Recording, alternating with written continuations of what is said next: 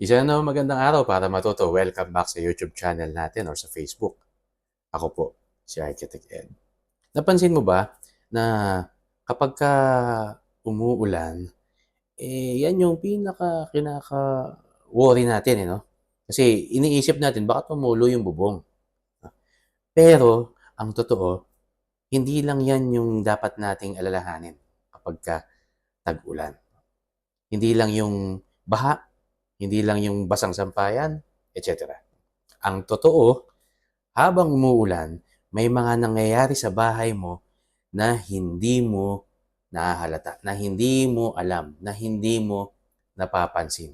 At kadalasan kapag nakita mo na yung epekto ng ulan na yan sa bahay mo, baka huli na ang lahat. Kaya sa video ito, pag-uusapan natin ang 5 bagay na tahimik na ginagawa ng ulan sa bahay mo. At kung bakit mahalagang malaman ito bilang isang homeowner. So paano? Check this out. Sana magandang araw para matuto. Welcome back sa YouTube channel natin or sa Facebook.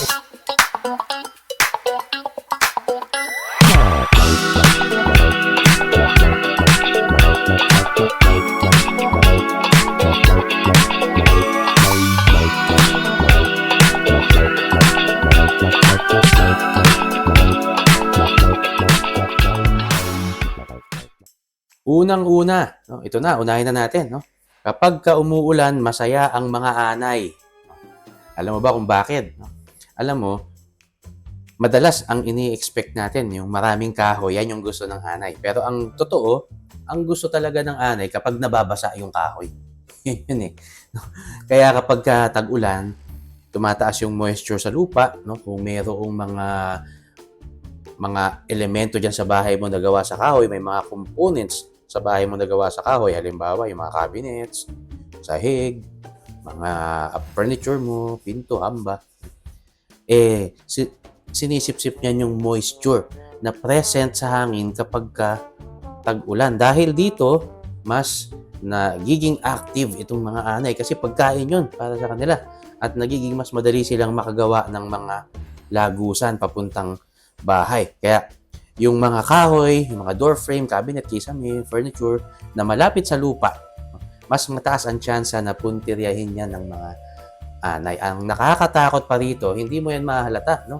Kasi yung mga anay, ang sinisimulan nilang kainin ay yung loob na parte ng kahoy. Kaya kapag may narinig ka na parang hungkag na tunog, no? Hollow vibrations dyan sa iyong inuupuan o sa hinihigaan. No? Baka may nakikita ka na rin na parang maliliit na putik, no? Na daanan, no? Doon sa pader mo. Aba, daanan niya ng anay. Maganda, ipacheck mo na agad yan. Baka yung mga anay, hindi lang nandoon sa mga singit na kahoy, baka nandun, pumasok pa sila doon sa may mga conduits o mga dinadaanan ng wire ng kuryente ng bahay mo. No? Kaya ipacheck mo na kaagad. No? Baka mas maganda magpa-pest control ka na bago pa yan mangyari. Pero, hindi lang yan ang natutuwa kapag ka umuulan. Ano pa? Pangalawa ay pinapapasok ng ulan, no? Yung moisture sa bahay mo, no? Gaya ng binanggit natin kanina, no? Hindi lang sa sinisip-sip ng lupa yung basa, no? Pati yung hangin nababasa. Kaya tuwan-tuwa ang mga iba't ibang mga fungi, no? Tuwan-tuwa yung mga molds, tumutubo yung mga molds na delikado sa ating katawan kapag ka nalalanghap natin, no? At yan ay dahil sa humidity o moisture content ng hangin na present sa loob ng bahay mo kapag ka basa ang hangin, no? Dahil sa ulan, no? Isa pa, yung moisture na yan ang dahilan kung bakit yung kahoy mo rin, no? Balik tayo sa kahoy, yung moisture content ng kahoy ay lumalakas, no? O mas nag-i-increase yung moisture content ng kahoy. Ang nangyayari, umaalsa siya. Nag-expand, no? Kaya napapansin mo, no, yung mga pinto, kapag ka ang kahoy na pinto mo, hindi maganda ang pagkatuyo niyan, kapag kadating ng maulang panahon, lumalaban, no? Parang ang hirap siyang isara, ang hirap din siyang buksan. Kasi nag-expand yung size niya. Dahil yan sa namamaga yung kahoy. No? Kasi babad sa moisture. Dahil sa moisture, parang nag-expand yung mga hibla ng kahoy na yan. Kaya sumasayad na siya sa hamba, sumasayad sa sahig, medyo mahirap na siyang buksan at isara. At kapag mataas din yung moisture, no, sa loob ng bahay, mas madaling tumubo nga yung mga mold, yung mga amag sa dingding, sa kisame, o kaya sa likod ng cabinet. Kaya nagkakaroon ng mabahong amoy. Maaari din itong makaapekto sa kalusugan natin, no? Lalo na kung may allergy tayo o may hika. At kung akala mo doon lang natatapos yan, yung epekto ng moisture, meron pang mas malala. Pangatlo, no, na nagagawa ng ulan sa iyong bahay ay sinisira nito ang concrete components ng bahay mo. Ano na yung mga concrete components ng bahay natin? Yung structure, yung framing, no? O kaya yung mga pader natin. Kapag basa ang concrete, iniisip nila, hindi naman masisira yan kasi konkreto nga yan eh. Tawag nila, bato yan eh. Pero hindi, no? Maaaring inaakala natin na dahil concrete yung pader, hindi ito tinatablan ng tubig. Pero tandaan, hindi yun totoo kasi hindi naman talaga waterproof, no? In itself, ang concrete, kaya kailangan nga niyan i-waterproofing kasi hindi siya totoong waterproof dahil marami siyang mga maliliit na butas, mga pores, no? Kung saan maaaring pumasok doon yung moisture. Lalo na kung paulit-ulit siyang nababasa at sa paglipas ng panahon, nagsisimula siyang mamaga, no? Ang ginagawa niya, tinutulak niya yung pintura, no? Kaya lumulobo yung pintura, no? Hanggang sa makalas, no? Yung pagkakapit ng pintura sa surface ng iyong wall. Pagkatapos, minsan may mapapansin ka parang nag-aasin, puti doon sa yung wall. No? Yung asin na yon lumalabas sa dingding. Ang tawag doon ay efflorescence. Kaya dahil sa efflorescence, nagpupulbos yung balat ng iyong pintura. O talagang naitutulak yung pintura mo, lalabas yung pulbo na puti, yung efflorescence. Nangyayari ito kapag dinadala ng tubig yung mga mineral mula sa loob ng concrete papunta sa ibabaw na surface. O galing yan sa kung saan nanggaling yung tubig, no? Kung saan sumisip-sip ng tubig, saan nagmula yung lumusot na tubig dun sa wall. Tapos tinutulak niya yung mineral na yon palabas sa pader. Kaya napapansin mo, lumulobo yung mga pintura at nagkakaroon nga ng pulbo. So, hindi naman ito agad delikado sa structure, pero sign yan, no?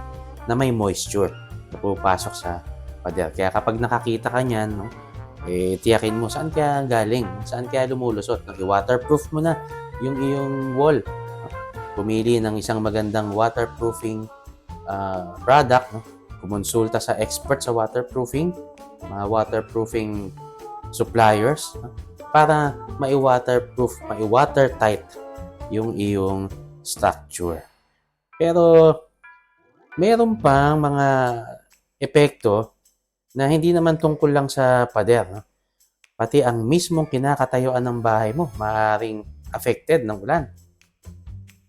Pang-apat na ginagawa ng ulan, no, sa iyong bahay ay maaaring pahinain nito, no, yung lupa nandun sa ilalim ng bahay mo. Kapag ilang araw o ilang linggo ng tuloy-tuloy ang ulan, nabababad sa tubig ang lupa.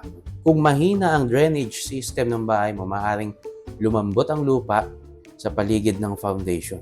Sa paglipas ng panahon, pwedeng magdulot ng paggalaw o settlement ng lupa. Lalo na kung hindi maganda yung pagkakakompact. Kung tambak lang yung site mo, tinambakan, tapos hindi maganda yung pagkakakompact.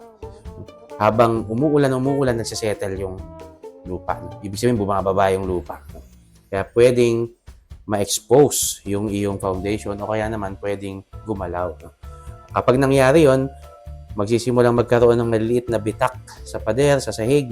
Pwedeng lumubog yung ilang bahagi ng sahig mo o maging mahirap isara yung mga pinto at mga bintana kasi nagkaroon ng movement. Kaya napakahalaga, merong maayos na drainage at tamang pagdaloy ng tubig ulan mula sa foundation ng iyong bahay.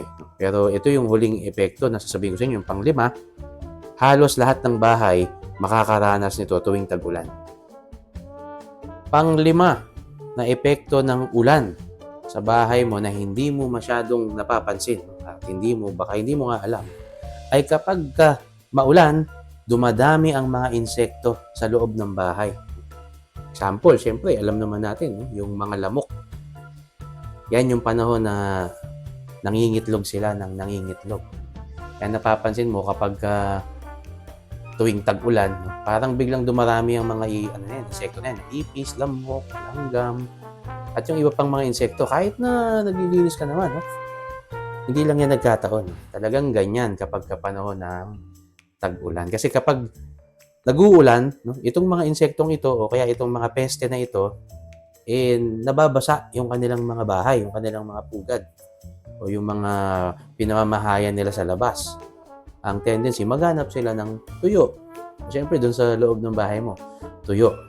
Kadalasan, yung bahay natin yung napipili nila. Kaya yung mga lamok, mabilis silang dumami kapag may mga naipong tubig, kapuso, alulod, timba, at iba pang lagayan natin ng tubig sa bahay.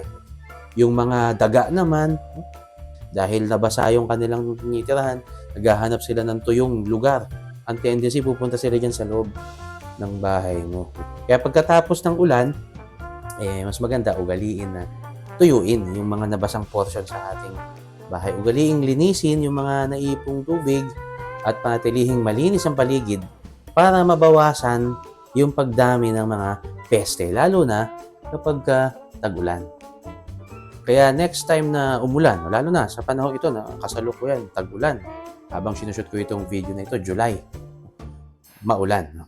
Kaya hindi mo lang iisipin na baka, yung bubong mo butas, baka tumulo. Although concern natin yan, pero hindi lang yan yung babantayan natin. Pwede rin kasi nating intindihin yung mga paligid ng bahay natin, na pwedeng pamugaran nga ng mga peste dahil nga umuulan, yung mga surface na talagang nabababad sa tubig, nagiging cause ng moisture, at yung mga kahoy na parts ng bahay natin na nagiging mas lumalapad siya. So yan na, magiging aware ka na ngayon. Ang magandang balita, karamihan sa mga problemang yan ay may iwasan naman, may solusyon at maagapan kung may regular maintenance at regular na inspection tayo sa bahay natin. Tungkol sa moisture, tungkol sa mga anay, meron akong product. Itong Terminate Protego. Marami na akong videos na nagawa tungkol dito sa polyethylene na film na ito na nag-act as moisture barrier and at the same time, termite control. Marami na akong videos tungkol sa Terminate Protego. I-search mo dito sa aking channel yung Terminate Protego.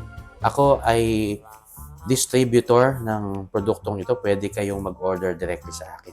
At kung paano ina-apply ito, again, panoorin nyo doon sa aking videos. Ilalagay ko na lang din yung link dito sa description ng video na ito. Again, kung meron kang natutunan tungkol sa mga nagagawa ng ulan sa bahay mo sa video na ito, huwag kalimutang i-like at i-share ito sa iba, sa mga kaibigan mo, kapamilya mo, lalo na sa mga homeowner o kaya sa magpapagawa pa lamang ng bahay. Kung gusto mo na mas marami ka pang practical tips tungkol sa construction, home maintenance at engineering, architecture and project management, mag-subscribe ka na sa channel at pindutin ang notification bell para sa mga updates tuwing may bago tayong video.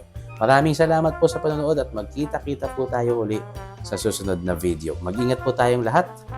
Again, ako po si Architect Ed. Maraming salamat po. Bye!